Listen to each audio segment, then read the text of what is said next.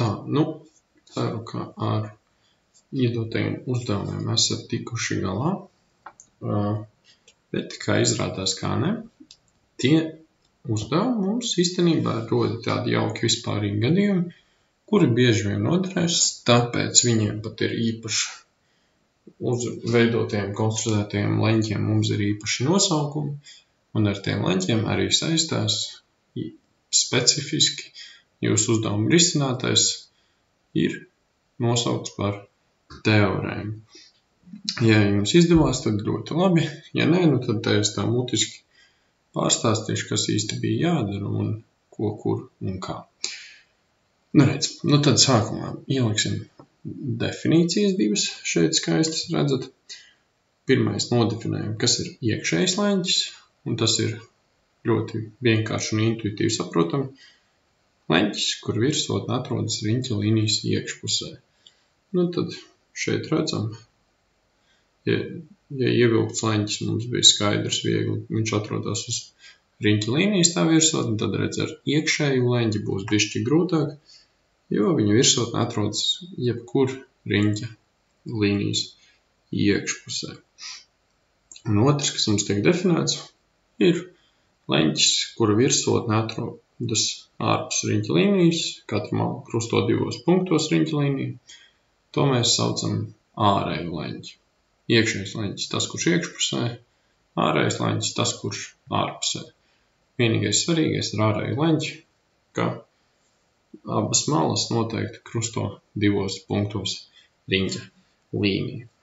Tad pie tām teorēmām, kuras jūs ļoti jauki pacīnījāt, un es ceru, ka arī izdomājāt. Tad pirmā teorēma, šeit es uzreiz uzzīmējumu arī konstruēšu tās jau teorēmas tālāk. Tur, gan ir, es jums arī iedevu nelīdz galam šādu zīmējumu, tur es uzdevumā piešķīru vēl uzreiz klātu tādu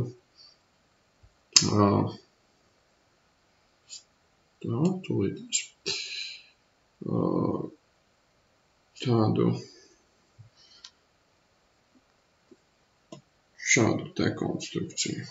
Ja? Un, ja apskatījāties mājienu lapītā, tad tur bija piezīmēta klāt šāds te nogrieznis. Redz. Un tad ķeroties pie tā, kas, ko un kur un kā un kāpēc. Tas, ka uzdevumā bija doti tie pagarinājumi iekšējiem leņķim. Ja iekšējais leņķis ar vienu paliek tas ABC leņķis, bet, lai viņu aprēķinātu, mums būs nepieciešami šī iekšējā leņķa malu pagarinājumi, lai mēs noskaidrotu, kurā vietā krusto riņķa līnija šie pagarinājumi, jo jums uzdevums jau bija dots šo abu loku lielums. Loks AC bija alfa un loks EF ir beta. Ja, tas ar vienu ir tas pats ļoti līdzīgs uzdevums, vienkārši tas, ko mēs darām, un arī turpmāks tiedos uzdevumus, kur šis ļoti nodara. Mums ir jāpagarina iekšējā leņķa malas, lai atrast, un tad jānosaka, jāizmanto tas, kur tie pagarinājumi uz riņķa līnijas nonāk, lai dabūtu to loku EF lielumu. Labi, bet atpakaļ pie teorēmas. Tātad, man ir ievilkts leņķis ABC, kuram es pagarinu abas malas, iegūstu EF, noskaidroju, ka AC loka lielums ir alfa, un EF loka lielums ir beta. Un gribētu tikt pie šī te leņķa ABC. Un kā mums šis te mājiens palīdz? Kā mums palīdz tā sarkanā līnija nogrieztas CF? Un šis atkal balstās uz mūsu iepriekšējo tematu, uz ievilktu leņķi. Ja mēs pastamies uzdevumā, tad redzam, ka leņķis ACF ir ievilkts leņķis, kurš balstās uz loka AC. Tātad līdz ar to šo te leņķi AFC varam noskaidrot, ka tas ir alfa dalīts ar 2. Ja mēs paskatāmies uz loku, uz leņķi ECF, tad tas arī izrādās ir ievilkts leņķis un balstās uz loka EF. Noskaidrot varam šī leņķa lielumu, kas ir beta dalīts ar 2. Un tad tas, ko mums atliek ieraudzīt, ir glīts jauks 3 stūrītis, 3 stūrs BFC. Nu, un ja 3 stūri ir zinām 2 leņķi, varam izrēķināt trešo. Trešo leņķi izrēķinām. Leņķis CBF man ir 180 mīnus alfa dalīts ar 2 mīnus beta dalīts ar 2. Un tā kā man tas sākotnēji prasītais leņķis ABC ir blakus leņķis leņķim CBF, nu tad leņķis ABC ir 180 mīnus leņķis CBF. Tā pieliksim, varbūt arī nevajag. Tātad tie ir blakus leņķi, līdz ar to tas ir 180 mīnus leņķis CBF, kas ir, tagad ieliekam iekšā visu šo te, iegūstam 180 mīnus 180 mīnus alfa dalīts ar 2 mīnus beta dalīts ar 2. Kas 180 nosīnās un iegūstam alfa dalīts ar 2 plus beta dalīts ar 2. Jeb, ja paņemam vienu pusi pirms iekavām, tad puse no šo loku summas.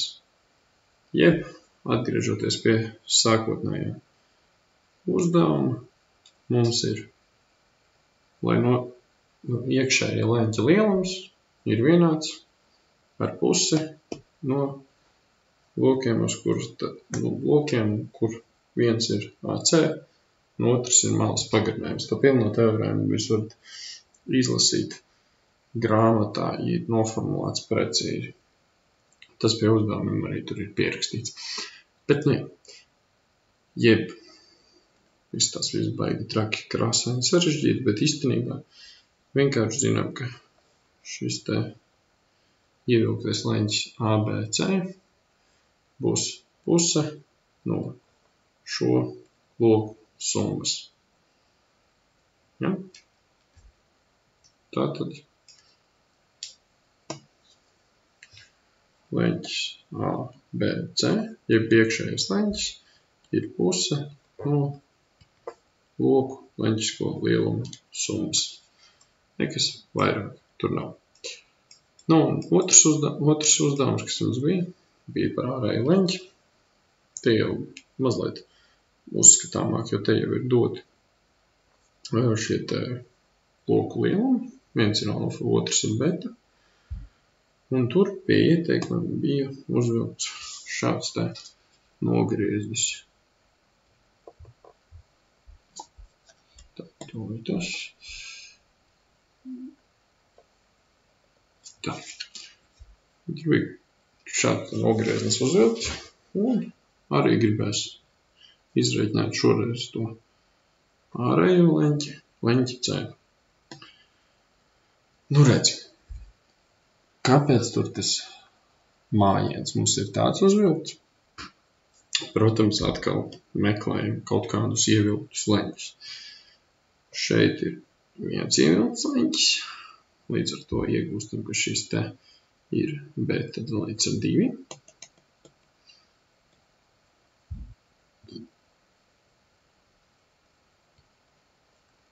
Tad mums ir vēl viens ievilkts leņķis, ko mēs varam ieraudzīt.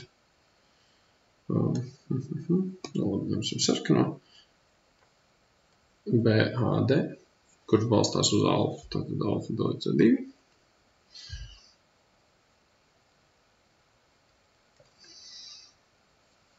Nu, un ja man ir atkal jāierauga blakus leņķīši,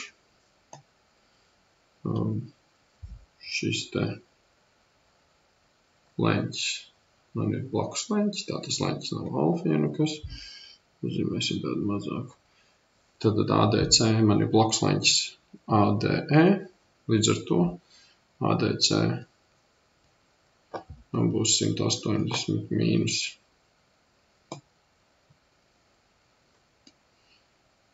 beta dalīts ar 2. Un ja ADC man ir zināms, ja CAD man ir zināms, nu tad atkal ieraugam skaistu jau 3 stūrīti. ACD, 2 leņķi zināmi, 3. atlikušo varam izrēķināt. Un iegūstam, ka leņķis C ir 180 mīnus alfa dalīts ar 2 mīnus 180 mīnus beta dalīts ar 2. Un tā arī ļoti jauki, 180 noīsinās. Iegūstam mīnus alfa dalīts ar 2 plus beta dalīts ar 2, jeb, ja viena puse paņem pirms iekām, tātad puse no beta mīnus alfa. Ja? Atkal ļoti jauki. Rezultāts ir pavisam vienkāršs. Ārējā leņķa lielums mums ir vienāds. Ārējā leņķa lielums ir vienāds ar pusi no loku starpības. Un uzzīmējot vispārīgi abus šos te divus gadījumus, tad es iegūstu, ka, ja man ir iekšējais leņķis, tad pagarinu malas, iegūstu šī loka lielumu,